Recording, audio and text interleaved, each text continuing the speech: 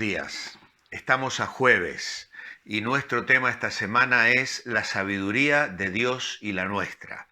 Tenemos unas cuantas citas en el libro de Eclesiastés.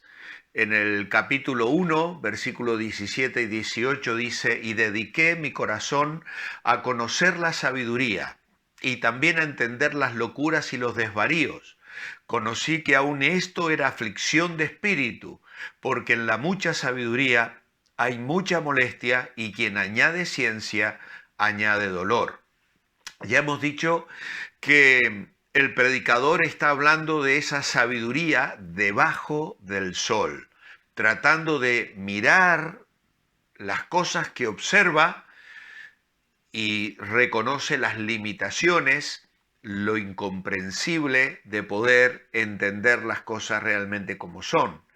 Luego hay otra cita en Eclesiastés 11:5. Como tú no sabes cuál es el camino del viento o cómo crecen los huesos en el vientre de la mujer encinta, así ignoras la obra de Dios, el cual hace todas las cosas. Y esto nos recuerda a ese Dios soberano, sabio, omnipotente y poderoso, al que nosotros no alcanzamos a comprender y del cual dependemos y ante el cual nos inclinamos en adoración en este día. Finalmente, Eclesiastés 12:13. El fin de todo discurso oído es este: teme a Dios y guarda sus mandamientos, porque esto es el todo del hombre. Y quiero agregar una cita que mencionó Fernando Plou el domingo en el capítulo 2 y el versículo 26. Porque al hombre que le agrada, Dios le da sabiduría, ciencia y gozo.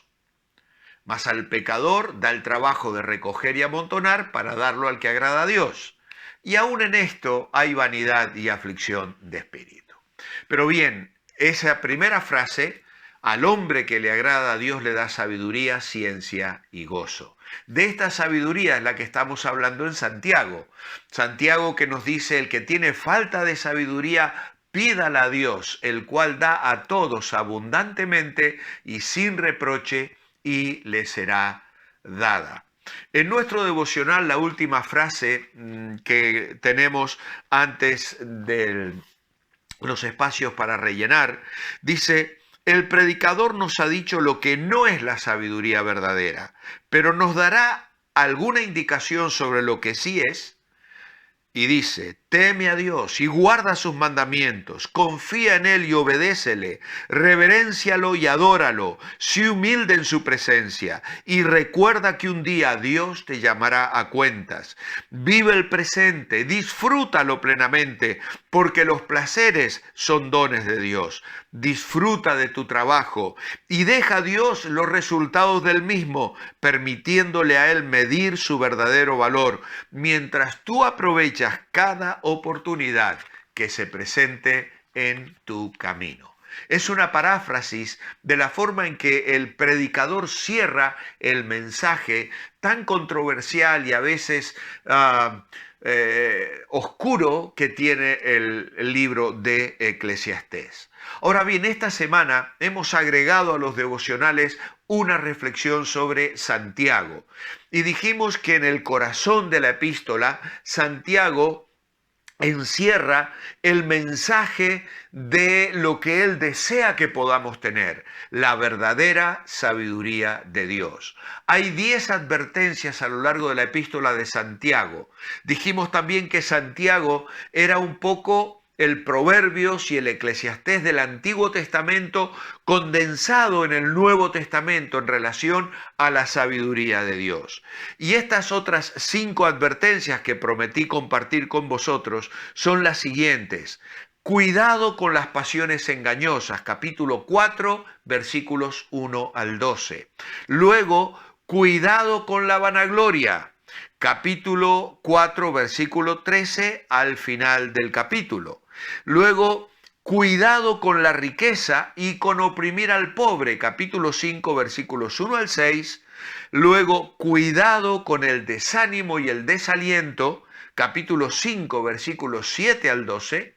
Y la quinta advertencia o la 10ª advertencia: cuidado con no considerarnos los unos a los otros, capítulo 5, versículos 13 al 20. Al leer la epístola de Santiago debemos saber que Santiago ha estado expuesto a la sabiduría hebrea. Ha sido enseñado por la Torá o el Pentateuco, los rabíes o los maestros y los midrashim o comentarios de la ley. Ahora que ha venido la fe cristiana, Santiago comprueba con tristeza que se han amontonado demasiados maestros y todos hablan y todos enseñan y muchos de ellos sin realmente saber.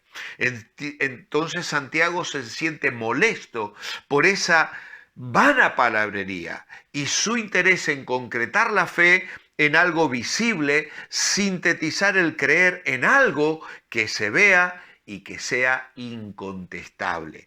Por eso hace una comparación entre dos tipos antagónicos de sabiduría, aquí en el capítulo 3, versículo 13 al 18. La sabiduría de este mundo, una sabiduría de abajo, llamada por Santiago terrenal, animal y diabólica, y la sabiduría que viene de Dios, que proviene de arriba, que desciende de lo alto, la sabiduría de más allá del sol.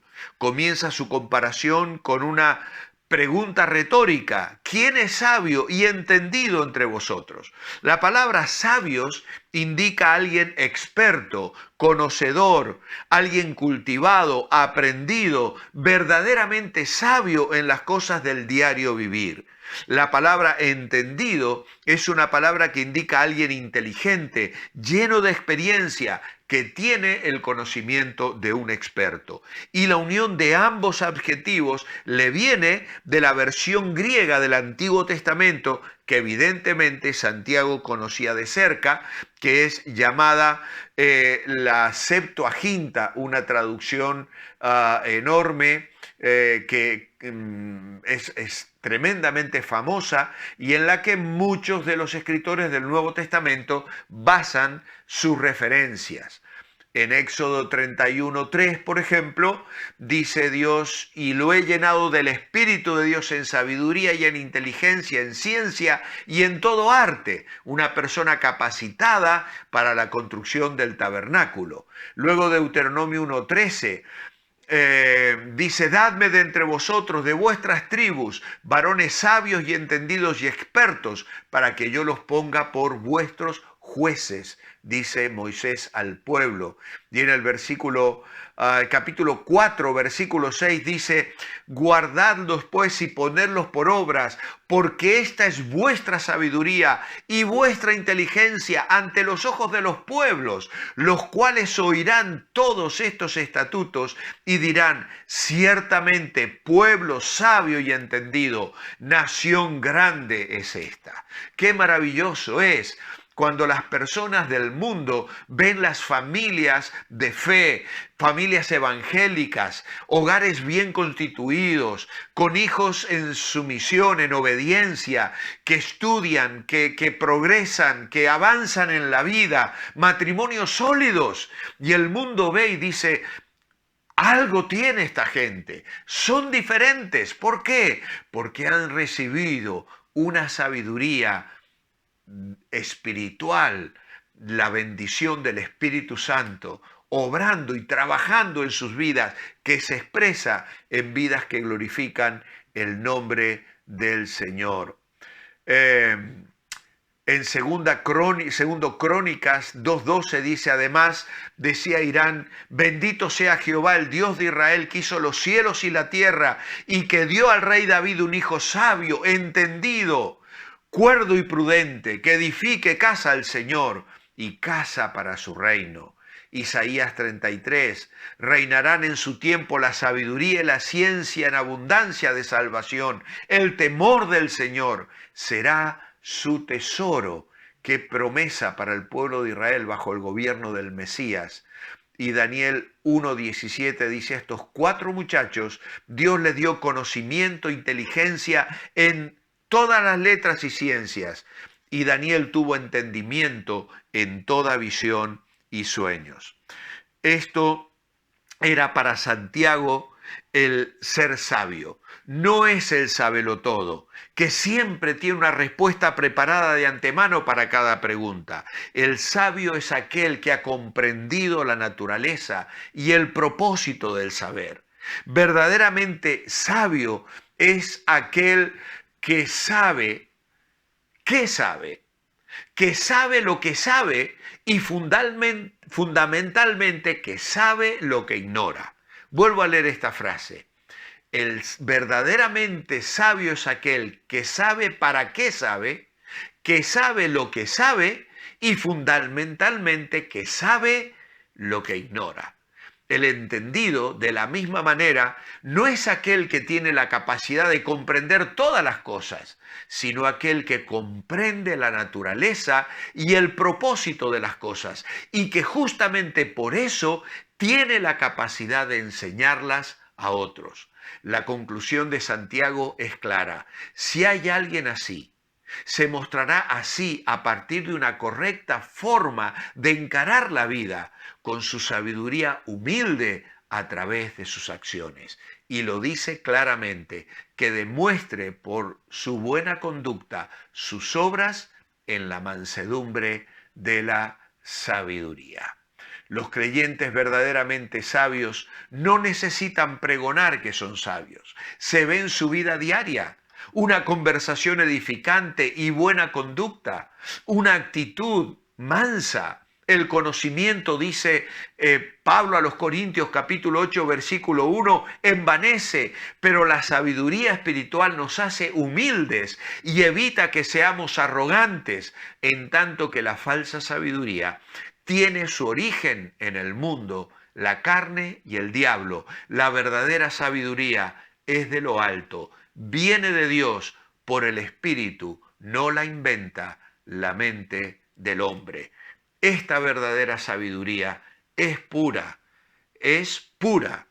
y eso es algo que nace precisamente en el corazón de Dios. Mi oración escrita en esta mañana es: amado Padre, danos esa sabiduría pura, pacífica, amable, llena de buenos frutos, sin incertidumbre, sino con la convicción de la verdad. Que tengamos motivos limpios, que busquemos el bien de los demás y la gloria de tu nombre. Que sea así en nuestras vidas. En tu nombre, amén. Que el Señor os bendiga. Manteneos bendecibles. Y os espero mañana para despedir ya esta semana.